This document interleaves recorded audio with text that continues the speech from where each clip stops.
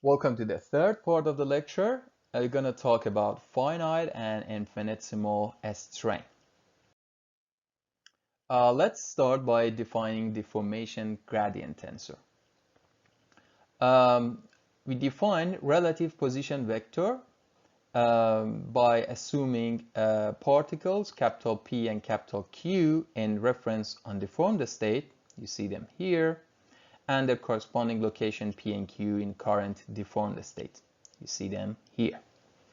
The particle's relative position vector is d capital X in the reference frame. You see it here. And dx in the current frame. You see it here. Let's find the relation between dx and d capital X. We can write x as a function of capital X. So dx is partial, the mapping, partial capital X, d capital X. So basically we can write dx j as xj comma k dx k. Just pay attention that k is a summation index. So for dxj, we simply have partial xj partial capital X1 dx1 plus the same for capital X2 and capital X3.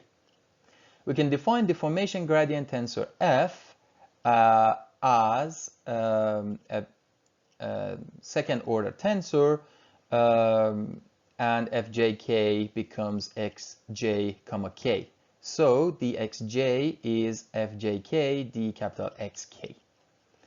F basically characterizes local deformation at any position x. So we can say that in the vector format, we can write dx is f d capital X. Here is f for a 2D planar case. And some properties of f. So for homogeneous deformation, f is independent of x. For inhomogeneous deformation, it depends on x. And since the mapping is smooth, f is invertible, so we can find d capital X as f inverse dx. Here's an example. Let's derive the deformation gradient tensor f for these deformations. We already know that f is a gradient of x. Here we have rigid body translation, rotation, and a stretch. We've already seen for the planar case the derivation of gradient of x. So simply we can find f for the rigid body transformation to be I, for the rigid body rotation to be basically the rotation matrix. You may remember from rigid body dynamics. And for a stretch, partial x1 is 2, partial x2 is 0, and the same for x2. Get f as you see here. Now we can define finite strain tensor. We derive a strain by considering the length change in a deformable line element. In a Lagrangian viewpoint, we define this change in distance of capital P and Q, which is basically the square of d capital X, and PQ distance, which is the square of dx in material frame. So everything is explained with respect to capital X. So here dx is a function of capital X. The length change becomes dx square minus d capital X square. We know that dx is xj comma k d capital xk. We repeat it once more to get a square with a different index. For d capital X is capital xj comma k d capital X k. You may note that this is basically partial x j partial x k. So it's basically canonical delta jk. It is 1 if j and k are equal, or 0 otherwise. Okay, let's replace that. So we get delta jk d capital xk, and the same for index L. Simplifying this relation, we get delta kl d capital xk d capital xl. You now may notice that we found d capital xk, d capital xl on both sides. So we can collect that term, and we end up with xj comma k xj comma l minus delta kl, which we can define that as 2 capital E kl. So the relation, the change in the distance, becomes 2 capital E kl d capital xk d capital xl, or in the matrix format, d capital x times twice capital E times d capital x.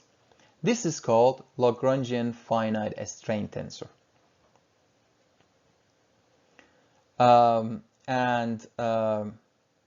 As we've already seen, in the index notation, we can write it as it is here, but in the matrix format, we can write 2 times E is equal to F transpose F minus I, which is the unit matrix. Also note that J is a summation index. So for example, if I want to derive 2EJ ij, I get partial x1 partial capital X I partial x1 partial capital X j plus partial x2 partial capital X I partial x2 partial capital Xj, and the same for x3 minus delta ij. So don't forget to expand the summation index. The same we can do for an Eulerian viewpoint. This time the change in distance is derived in current frame, so with respect to x. So here d capital X is a function of x. The change in distance is dx squared minus d capital X squared. The same relations as before, but note that we work with dx instead of d capital X. And again, note that since we're working with dx, xj comma k is partial x j partial xk, which is equal to delta j k. So it's 1 if j and k are equal, and 0 otherwise. So replacing, substituting that in the relation and simplifying it, we end up with delta kl dxk dxl, and you may notice again that we have dxk dxl on both sides. So we can collect the term and name the terms in the brackets as twice E, and define that as Eulerian finite strain tensor. So basically the change in the length becomes dx dot 2e dot dx, and 2 times EKL, the Eulerian finite strain tensor element, becomes delta KL minus capital J comma capital X J comma K capital X J comma L, and in the matrix format we have 2 times E is equal to unit matrix minus F inverse transpose dot F inverse. Again, note that J is a summation index, so if I want to use this relation, I have to expand it as you see here. Okay, here is an example. We want to derive F, capital E, and E for pure shear case. F, the deformation gradient, is simply 1.5.51. We use the relation for capital E in the index notation. For E11, we have x 1, 1, which is 1, x 1, 1 again, which is 1. Now for x2, 1, it's 0.5 minus delta 1, 1. As a result, we get 0.25. For E22, we have x 1, 2 square, that's this part, then x2, 2 square, that's this part, minus delta 1, 2, 2, we get again 0.25. And for E12,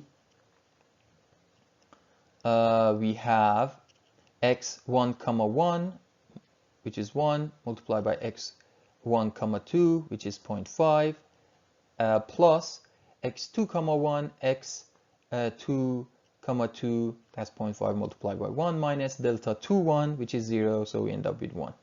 E becomes this matrix.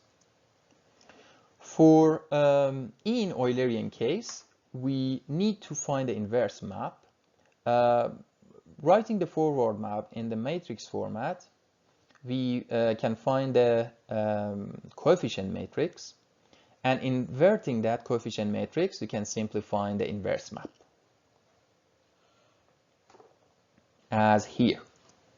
So now simply using the relation here for E11, we have delta 1, 1, which is 1, minus capital X 1, 1 square, minus capital, which is this term, minus capital X 2, 1 square, which is this term, it becomes minus 1.2. For E22, we repeat that, we get minus 1.2, and for E12, delta 1, 2 is 0, x 1, 1 is 1.33, x 1, 2 is 0.66. The same if j is the same can be calculated if j is 2, and the result is 1.75. So the finite strain tensor in Eulerian viewpoint can be found as seen here. Okay, good. Here's another example. This is the same question, but for the deformation of type shear with rotation. Again, we can simply find F, the gradient deformation tensor, but this time for capital E and E, we use the matrix relation. 2 capital E is F transpose F minus I. This is F transpose. This is F minus, this is the unit vector. So simply E becomes 0.25, 0.5, 0.50. For E in Eulerian viewpoint, we need the inverse of F, which can be found as this. Then 2 is I minus F inverse transpose F inverse. This is I, this is F inverse transpose, this is F inverse. So E can be found as you see here.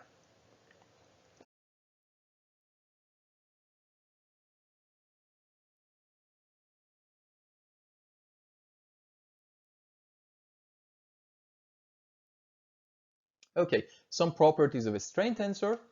Capital E and E are second order symmetric tensors, as you've seen in the previous examples. Capital E and E can be expressed based on displacement fields, capital U and U. For the Lagrangian description of U, where U is capital U is a function of capital X, doing some manipulation, we get 2 capital E K L is equal capital U K comma L plus U L comma K plus UJ comma K UJ comma L. Note that J is a summation index, so you have to expand it. For the Eulerian description, U, it's a function of X. So we work with capital X as a function of X, doing some manipulations. We get basically 2EKL is equal to UK comma L plus UL comma K plus UJ comma K multiplied by UJ comma L. Again, note that J is a summation index, so you have to expand it. Here I've expanded it. So UJ comma K UJ comma L is partial U1 partial capital XK multiplied by partial U1 partial capital XL, and the same for U2 and U3. And here is the last property we want to discuss here. For rigid body displacement, E is 0, there is no strain. It means that length of all line elements and angles between any two elements remain unchanged. So for a rigid body displacement, there is no strain. We can simplify things if we assume infinitesimal deformation. Let's see what it means. When a strain tensor is small, meaning that gradient of displacement in Lagrangian and Eulerian viewpoint are almost zero, meaning that the displacement field in both of the viewpoints are almost equal, we can say that the current frame is almost the same as the reference frame. Let's explain it more with two diagrams. Here we have a large deformation. You see the change and the shape is significant. But here we have a small infinitesimal deformation. The current configuration is almost aligned with the reference configuration. For the case of infinitesimal deformation, we can simplify the equations by linearization. It means that neglecting a square and product of small values. Let's work out partial U partial capital X. We know that usually we have U as a function of X, not capital X. So using the chain rule, we get partial U partial X partial capital X. We already know that X is equal to U, capital U plus capital X. Differentiating that gives us partial X partial capital X is partial capital U partial capital X plus delta KL.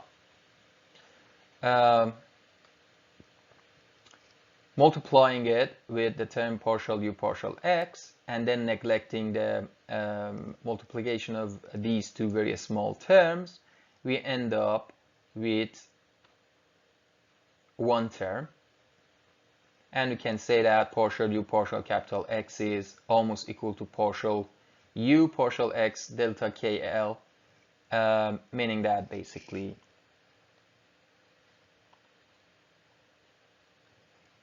partial U J partial X K is equal to partial U J partial X K.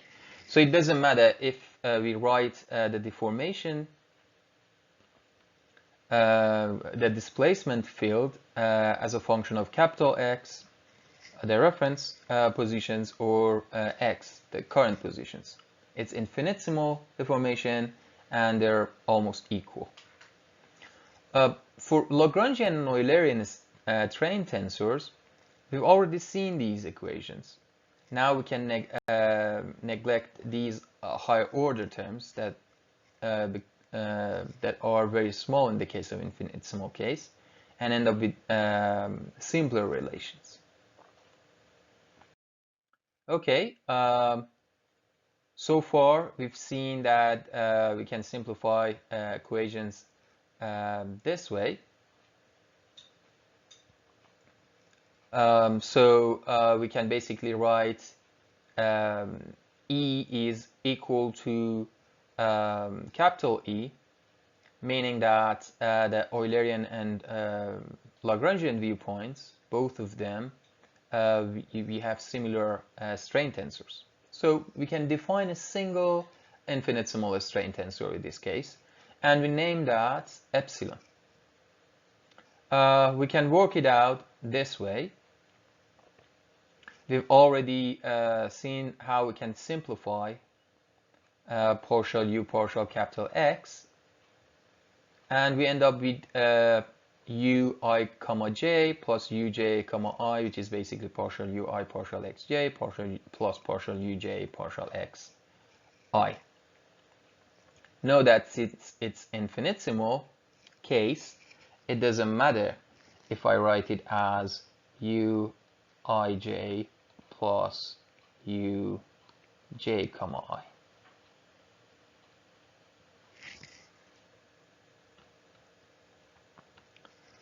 Okay, similarly for the change in the length of a linear element, you can write dx square minus d capital X square is dx 2 times the infinitesimal strain tensor dx. Epsilon is symmetric, second order. It has principal values and directions and invariance. We're going to talk about them later in the next lecture. Okay, here's an example. We have a deformation field, x as a function of capital X, where chi is constant. It says first determine Lagrangian finite strain tensor E, then assume k is small, so simplify E, linearize E, and find epsilon, and then verify the epsilon that we found that way through the relation that we've already seen to epsilon ij equal to u I comma j plus uj comma I. Okay, let's work it out. F is gradient of x, so we can easily find it. As you can see here, for E we have F transpose F minus 1 minus I, so we can find easily E as twice E, as you can see here. For the second part, k is so small, so k squared is almost 0, so we can neglect these two terms in capital E, and for epsilon we end up with this solution. Okay, that's the solution for the second part. Let's work epsilon out through this relation and see if it matches our finding in second part. We have to form the displacement map, x as a function of capital X minus capital X. It's easily found to be k capital X squared minus and minus k capital X1 squared and 0. And then we work out E11, E22, E33, and E13 and E23 to become 0 from this relation. For E12, we have U1 comma 2 gives us 2k capital X2 plus U2 comma 1. From this we get minus 2k capital X1. So that's epsilon 1, 2. The same can be found for epsilon 2, 1, or from the symmetric property. And you see that these elements are the same as the elements we found in the second part of the question. Okay. Finally, we have an example for you to work out before starting the last part of this lecture. It's basically asking for F, capital E, and E for a general deformation map that you see here.